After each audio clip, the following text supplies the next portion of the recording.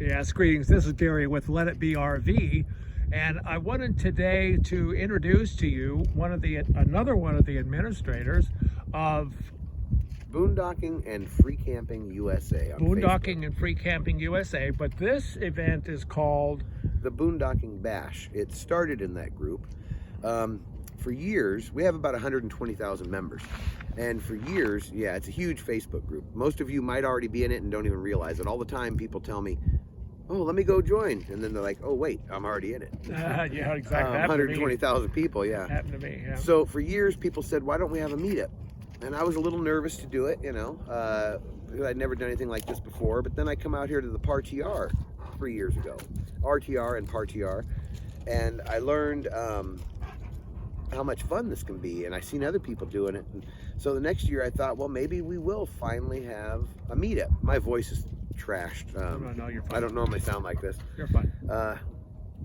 So I said, let's do it, but I still didn't know exactly how to do it. And Seth, my friend Seth, he was the co-host last year. He helped me start this. He did this Ehrenberg cleanup party. So he had experience throwing these things. And I asked him, can you kind of like help me? I don't really know what to do. And he's like, well, just make me co-host and we'll just make it happen. And so I did, and he picked this spot. We had more organized things last year. And, oh, he got me, damn it. Fuck. Oh, man. My life is dog piss. Every bit of my life is, I have 2 puppies. And every fucking dog, they piss all over me. Everybody pisses on me. I'm covered in piss. I'm sorry. No, that's all right. Here, let's stay with it, though. I need to go change my pants. Does it pause? No. Just continue it later. Yeah, no, I can't. I don't edit at all. Just do a quick wrap up. Yeah. Well, I got a number of questions, Jim. Tell me. My whole life is piss. Everything I do is shit except for this party. Jim, the party was very successful. So tell me about the party and how it was successful, because I know we had a camp ring. We had fire every night. Tell us what happened at the events. I don't remember now. I'm sorry. I just No. We had an ice cream special. We had music. Yeah. We had drum circle. Free margaritas. Free margaritas last night. Yeah. So like I said last year before I started this, I told people we'll have an event. The only thing that really matters is that we have a fire every night. As long as we have a fire every night, this is what we come here for. We're mostly solitary most of the year, and in the winter we all come together and share our stories and meet new people and see old friends and hang out. And the fire is kind of central to all of that. So as long as we have a fire every night, everything else is gravy. Last year we had very organized events. This year was very loosely organized, but it was just as fun. I think loosely organized is great. Yeah, it was because easier on me. You had events down here and down there, and music over there, and yoga or meditation over here. And you didn't sponsor any of that. I mean, you did. You sponsored what you sponsored. Yeah. And that was really good. Last question. I'm really interested in your outlook of the phenomena that is going on here with the Boondockers, and they kind of meet and then they disseminate and go to their different directions. Give me an idea of what you think is actually happening. It's not just party. No, it's definitely not. It's community. It's like I said a minute ago, it's a chance to meet up with old friends, share new stories, make new friends, come together around a fire, sometimes food, sometimes drinks, whatever. And I don't know. I've been trying to put that into words for the entire week. And I know it sounds cliche and silly, but it's magic. It's crazy, and it's magic. It's community that is without rules, but it's got etiquette. And we all have different opinions. There was no real political arguments here. There was no real religious arguments or anything like that. People come together here and they get along. It's magic. It's the only few little issues with the Rangers. They were really cool. Even the Rangers were cool. Even the Rangers were cool. Yeah. The local Quartzsite PD come out the first night. He played with us. He likes to have fun with us. He's like, turn the radio up. I'll tell you when you can have it up. That's right. A little more. No, down a little. No, up a little. No, down a little. I heard he did that. Then I remembered, oh, you're the fun cop from last year. He came out to the PAR-TR and messed with us there too. And then the BLM guys came out and they were really cool too. They got a job to do. They have to follow government regulations. BS. I majored in forestry in college, so I kind of understand the government regulations. I also managed a couple concessionaire companies with permits through the Forest Service. a hot springs and a campground, and so I know all too well about them regulations, and I don't want to not break any, but I also know that we do have the right to assemble. As long as we're not making any money or selling anything, constitutional right trumps any rule book of any of these organizations, you know, and freedom to assemble is something we have if we follow the rules. So they just come out here and let me know, here's the rules, here's what we don't want you to do, we might have a problem if you do these things, but we want you here.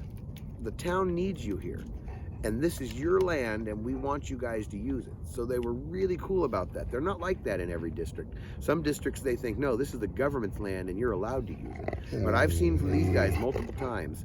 They did the same thing at the RTR a couple years ago. They come out and did a speech with Bob Wells, and the guy said, this is your land, we manage it for you. And that's what it is. That's how it's supposed to be. And it's not just, they are tasked with that job of managing it for us. But it's not just them. We all have to manage it. That's what we're doing today, trying to clean. We're doing pretty good. There's a lot left to do, but well, I saw a couple of guys with garbage bags out cleaning up, and we certainly want to clean up after ourselves and, you know, make it so next year. Last question. This I would call as kind of the first event of the season. Yeah. What else is going to be happening to where these boondockers will move? Or there's a birthday party for one group that's going to be at one of the trailer parks in town, I think. That's not open to everybody though. That's kind of a closed event, but it's still kind of big. There's going to be a New Year's and Christmas gathering over in Ehrenberg. That's being hosted by somebody else. There's going to be no official RTR or PARTR yet, but Bob Wells has said, I'm going to be in Scat and Wash from this date to this date. So everybody else is going there too, and we're gonna make a PARTR happen. There's one of my friends that's gonna I mean, he's gonna take charge, but he's not really gonna host it. There's not gonna be a host of that event, really, but he is. I don't want to say his name because he'll let you guys know if he wants the credit. Well, you know, we need a host, but we don't need a host. It's kind of like we got a plan, but we don't got a plan. Yeah, which is kind of how I ran it this year. I tried not to host as much as possible. Well, Jim, I want to congratulate you and say that, hey, you did a good job. Yeah. And this thing, it came off, even though you may have had your doubts in the beginning or whatever. But I think that everybody was gone away happy, if not drunk, last night anyway. And I got a rant for you, something I try to portray to a lot of people. They don't all agree with me. We were talking about the cleaning thing. In the last, I've been working in Forest Service or BLM or national parks, different things through that or with them or around them for years, and I've seen a trend over the last like 20 years. There's some within these agencies that do not want us here. Like these guys were like, we want you here, but there are some, because just like anybody else, any family or business, there's different people with different ideas, and some people don't want us using the campgrounds. They stopped giving tickets for trash as much. I mean, some people will still get tickets for trash, but not like in the old days where they'd come through and, get the bad people and like give them punishment. The ticket price never went up, so it cost them more in fees to process that ticket than it does what they actually collect. So they don't. So these people trash these campgrounds. Then we got these, and everybody wants to have cell signal. So half the campgrounds in the country, nobody uses them because there's no cell signal. So they all pile into the other ones. Now we got overcrowding, and we got lack of regulation, and so the places are getting trashed.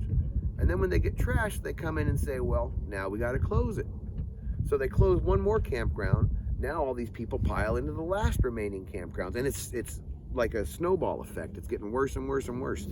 So many campgrounds are being closed this last year. I've seen the ones that are still open so overcrowded, it's crazy. So that's why we need to all, really make an effort to take care of these places and argue when they try to close them a little bit. Like, these are our lands, and there are people in the government that agree with us and understand that, but we got to start getting vocal. At some point, there's got to be a pushback where we got to be like, no, you can't just close that because there's a mess. Give a ticket to the people making the mess. Don't punish all of us, and there's good people.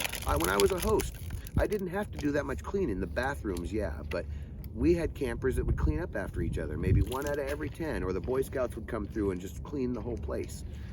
It's on all of us, and we're losing it, and I don't want to lose it.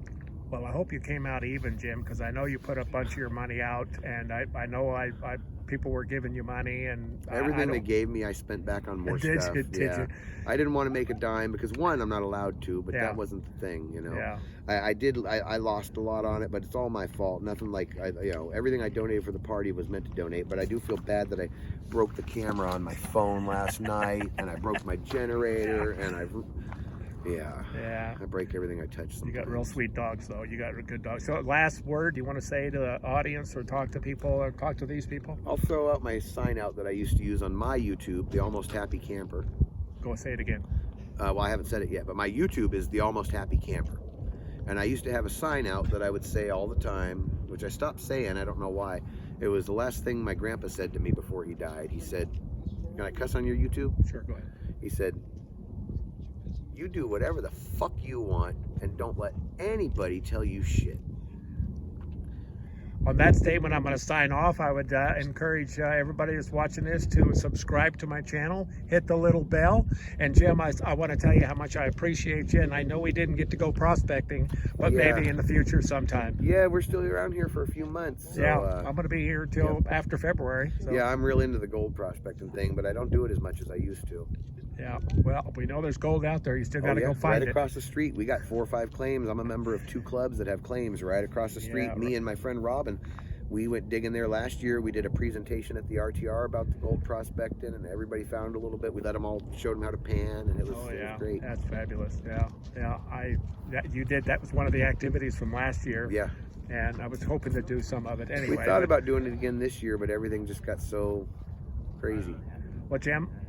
And I'm always sad when these are over. Like, it's so fun, but like at the end, I always get kind of sad. Yeah, well, this is the last day. It is. Theoretically, a lot of people will stay here. I'm staying for a while. I got to pull out in the next day or two because I'm hitting my 14-day limit. Yeah. And I got to clean up fully first. Yeah. So, hey, thank you, Jim. Yeah. And be safe. Yeah. Okay. Bye-bye. Safe travels. Hey, you might want to do it that